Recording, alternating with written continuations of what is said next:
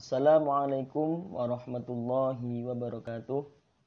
Selamat pagi anak-anakku semua kelas 2 SD Islam Primadana. Semoga kalian semua dalam keadaan sehat dan semangat belajar. Pagi hari ini kita akan memulai aktivitas pembelajaran jarak jauh kembali. Setelah kemarin kita telah melaksanakan kegiatan penilaian tengah semester. Untuk itu silakan anak-anak dipersiapkan baik-baik dan fokus untuk mengikuti kegiatan pembelajaran jarak jauh ini agar apa yang Pak Hasan sampaikan nanti bisa diterima dan difahami oleh anak-anak semua. Baik, langsung saja sebelum kita memulai aktivitas pembelajaran kita, terlebih dahulu mari kita membaca basmalah bersama-sama. Bismillahirrahmanirrahim.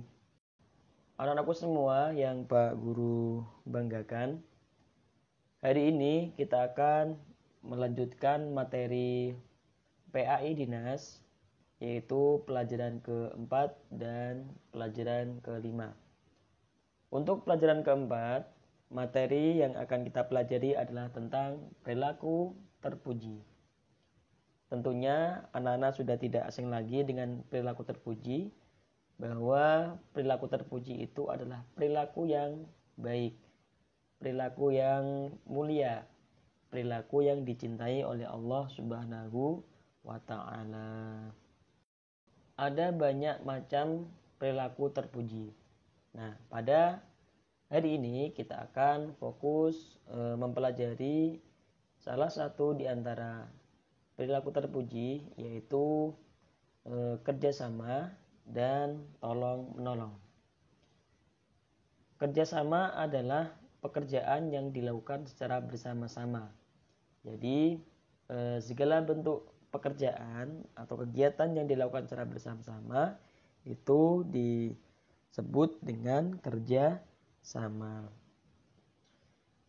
Manfaat dari kerjasama adalah salah satunya pekerjaan akan lebih indah dan ringan. Ya, jadi yang tadinya itu pekerjaannya berat, karena dilakukan secara bersama-sama akan menjadi ringan, akan menjadi mudah. Dan kerjasama juga menciptakan suasana keindahan, ya, suasana kerukunan antar sesama manusia. Itu salah satu manfaat dari kerjasama. Kemudian bekerja sama itu bisa dilakukan di lingkungan sekolah, kemudian bisa dilakukan di lingkungan keluarga, bahkan bisa dilakukan dalam lingkungan masyarakat. Contoh kerjasama dalam lingkungan sekolah, misalkan anak-anak sedang piket, ya, kerjasama dalam piket, kemudian kerja bakti dan lain sebagainya. Itu kerjasama dalam lingkungan sekolah. Kalau kerjasama di lingkungan keluarga, contohnya anak-anak membantu pekerjaan orang tua, ya, mungkin cuci piring, ngepel, menyapu, atau membantu ayah yang sedang mencuci mobil. Itu contoh kerjasama dalam lingkungan keluarga. Kemudian kerjasama dalam lingkungan masyarakat, contohnya ada semacam kegiatan pos ronda, ya, ataupun kerja bakti. Ya. Jadi segala sesuatu aktivitas yang dilakukan dalam masyarakat yang dilakukan secara bersama-sama itu merupakan contoh kerjasama dalam lingkungan masyarakat. Nah, sekarang anak-anak paham ya apa itu kerjasama dan manfaat dari kerjasama. Selanjutnya kita lanjutkan untuk perilaku terpuji yang kedua, yaitu tolong-menolong. Tolong-menolong adalah membantu meringankan beban orang lain.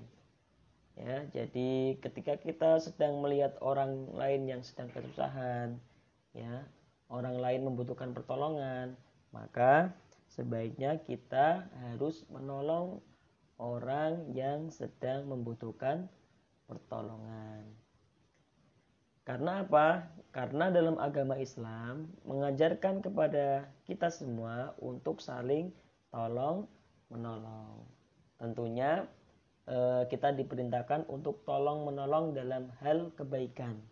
Ya, sebaliknya kita tidak diperbolehkan untuk saling tolong menolong dalam hal keburukan. Contohnya apa? Kita menolong teman kita yang ingin menjahati orang lain. Nah, itu tidak boleh. Ya, jadi tolong menolong dalam hal buruk itu tidak diperbolehkan. Tolong menolong dalam kebaikan termasuk bagian dari akhlak terpuji. Jadi termasuk akhlak yang mulia, akhlak yang baik. Ya, itu tolong menolong. Kemudian manfaat dari tolong menolong adalah sebagai berikut. Yang pertama, bisa meringankan beban orang lain. Jadi ketika kita menolong orang yang sedang kesusahan, maka orang yang sedang kesusahan tersebut akan merasa bebannya merasa ringan, ya.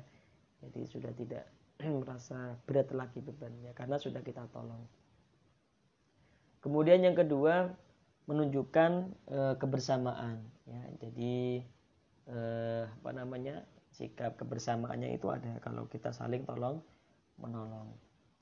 Kemudian mempererat tali persaudaraan. Jadi menumbuhkan tali persaudaraan menjadi kuat, ya. Menyambung tali silaturahim antar sesama manusia. Itu manfaat dari tolong menolong. Kemudian mendapatkan pahala dari Allah Subhanahu wa taala. Ketika kita menolong dalam hal kebaikan, maka kebaikan itu akan datang kepada kita. Tapi sebaliknya, jika kita menolong orang dalam hal keburukan, maka Allah pun akan membalas keburukan akan menimpa kita. Ya, jadi Allah memberikan pahala sesuai apa yang kita kerjakan. Selanjutnya, orang yang suka menolong akan mudah mendapatkan pertolongan. Jika orang itu suka menolong orang, insya Allah dia akan mudah untuk memperoleh pertolongan ketika dia sedang kesusahan. Yaitu di antara manfaat tolong menolong. Anak-anakku yang Pak Guru banggakan, selanjutnya mari kita lanjutkan pada pelajaran kelima, yaitu tentang hidup bersih dan sehat. Kebersihan adalah sebagian dari iman. Islam adalah agama yang bersih, dan Allah Subhanahu wa taala beserta Rasul-Nya menyukai kebersihan. Karena apa? Banyak sekali manfaatnya hidup bersih. Di antaranya adalah orang yang hidup bersih akan menjadi sehat. Sedangkan orang yang sehat akan kuat fisiknya, akan kuat imunnya.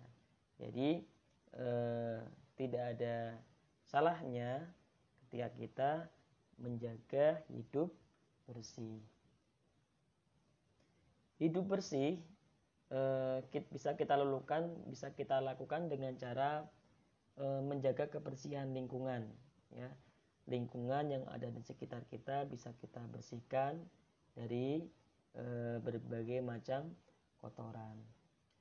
Kemudian bisa juga dengan cara menjaga badan, yaitu dengan cara mandi setiap hari dengan sabun, ya. Minimal dalam sehari mandi 2 kali, ya, pagi dan sore. Kemudian selain itu menjaga kebersihan juga harus kita lakukan pada pakaian kita. Pakaian yang kita kenakan juga harus bersih biar kita terhindar dari berbagai macam penyakit. Pakaian yang sudah kotor seharusnya kita cuci dan kita ganti dengan pakaian yang bersih. Itu cara menjaga hidup bersih. Kemudian cara menjaga hidup sehat yaitu dengan cara memakan makanan yang bergizi, ya, seperti minum susu, kemudian makan telur, sayur-sayuran dan lain sebagainya. Hindari makan makanan yang berbau ciki dan lain sebagainya. Itu cara menjaga hidup sehat. Kemudian istirahat yang teratur, istirahat yang cukup, tidak begadang, ya. Jadi ketika waktunya istirahat harus istirahat. Kemudian selain itu juga harus rajin berolahraga. Agar tubuh kita sehat, maka kita harus rajin berolahraga. Itu diantara cara menjaga hidup sehat. Demikian untuk kegiatan pembelajaran pada pagi hari ini. Semoga apa yang Pak Hasan sampaikan bisa difahami oleh anak-anak semua dan diterapkan dalam kehidupan sehari-hari. Mari kita jaga kesehatan kita, kebersihan diri kita, agar kita semua terhindar dari segala macam penyakit. Sebelum kita akhiri, mari kita membaca hamdalah bersama-sama. Alhamdulillahirabbil alamin. Demikian dari Pak Hasan. Sampai jumpa di kegiatan pembelajaran selanjutnya. Tetap jaga kesehatan dan semangat belajar. Assalamualaikum warahmatullahi wabarakatuh.